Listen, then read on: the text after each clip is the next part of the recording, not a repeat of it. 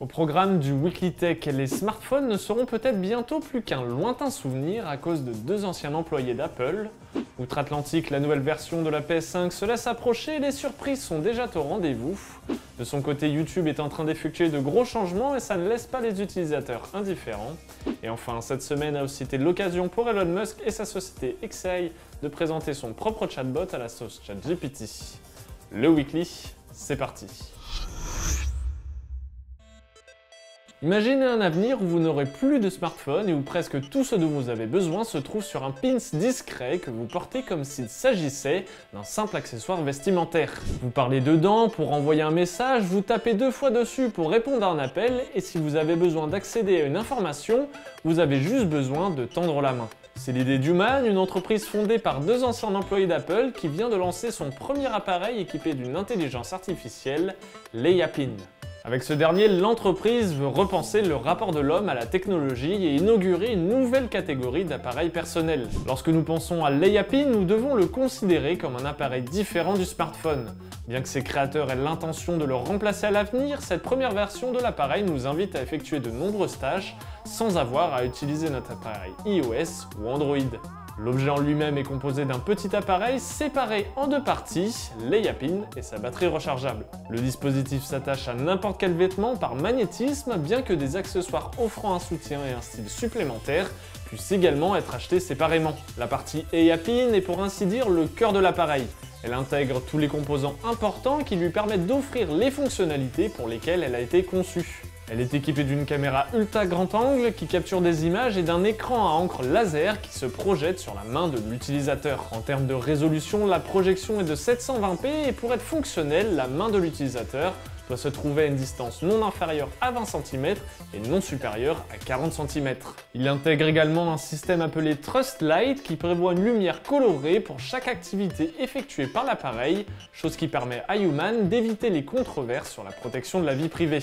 De plus, Leyapin envoie des notifications de manière subtile par l'intermédiaire d'un voyant RGB visible par l'utilisateur, dont les couleurs sont associées aux appels, aux messages et aux autres notifications en tout genre. Au-delà de ça, l'appareil est équipé d'un double microphone, d'un haut-parleur et prend en charge la connectivité LTE et 3G. Grâce au langage naturel combiné avec des pressions ou des gestes sur la surface tactile, il est possible de passer des appels, d'envoyer des messages, d'obtenir des informations météorologiques, de recevoir des mails et même d'utiliser une fonction de traduction en temps réel. Leyapin sera disponible aux États-Unis à partir de 2024 au prix de 699 $. Et même si la société Human veut frapper un grand coup avec son projet, il faudra encore attendre quelques mois pour savoir si ce petit objet d'un nouveau genre a réellement le potentiel de remplacer nos smartphones. Alors que le nouveau modèle de PlayStation 5 surnommé affectueusement PS5 Slim par les fans n'est pas encore officiellement disponible, certains chanceux ont déjà réussi à mettre la main dessus. Au milieu des photos comparatives qui traînent sur le net depuis quelques semaines, le youtubeur Dev2D a récemment publié une vidéo dans laquelle il démonte complètement la nouvelle prétendante de Sony, offrant un aperçu détaillé de ce que cette version prétendument plus compacte propose. Dans sa vidéo d'une dizaine de minutes, Dev2D révèle que la différence de taille n'est pas aussi flagrante qu'on pourrait le penser, surtout vis-à-vis d'une PS5 fat équipée de plaques de façade D-Brand. Et même si mises côte à côte, les deux consoles sont effectivement différentes, il ne s'agit toutefois vraiment pas d'un modèle slim similaire à celui de la PS4, qui était pour le coup vraiment plus petit, moins brillant et surtout moins énergivore. Pour vous donner une vraie idée de son gabarit, en termes de dimension, cette nouvelle PlayStation 5 mesure 35,8 cm de haut contre 39 contre la précédente. En revanche, pour ce qui concerne le poids, la différence est plus explicite. Alors que la PlayStation 5 originale pèse 3,4 kg sans les lecteurs de disque et 3,9 avec, la nouvelle PS5 quant à elle affiche des valeurs plus faibles. Sans le lecteur de disque, celle-ci pèse 2,6 kg contre 3,2 kg lorsqu'elle en est équipée.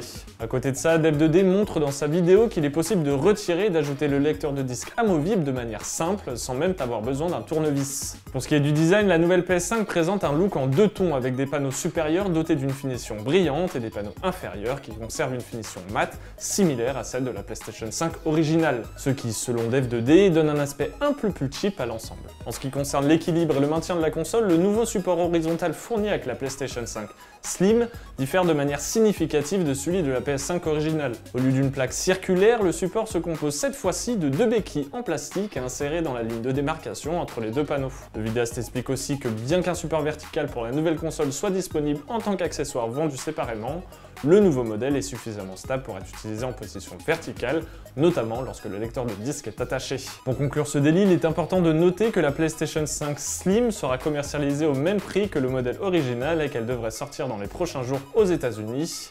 Et malheureusement pour nous autres Européens, la France et ses voisins devront se contenter d'une arrivée plus tardive, pour laquelle nous n'avons pas encore beaucoup d'informations. Vous vous en êtes sans doute aperçu lors des dernières semaines, YouTube est en pleine révolution. Le célèbre site web d'hébergement de vidéos est en train de changer beaucoup de choses et tout ne plaît pas forcément aux utilisateurs. En effet, dans une volonté de pousser les consommateurs à souscrire à sa formule premium, YouTube a depuis peu éradiqué l'utilisation des bloqueurs de publicité, suscitant de vives réactions chez les internautes. Si vous vous servez d'Adblock par exemple, vous avez sûrement dû recevoir un message pour le moins agaçant vous demandant d'autoriser les publicités sur YouTube pour continuer à regarder vos vidéos. Avec ce changement, la plateforme met désormais tout en œuvre pour empêcher l'utilisation de ce type d'extension de manière mondiale, ne laissant ainsi plus que deux choix, regarder des publicités ou souscrire à YouTube Premium pour 12,99 €. Et ce changement, bien qu'il soit le plus agaçant de tous, n'est pas le seul que compte mettre en place la plateforme.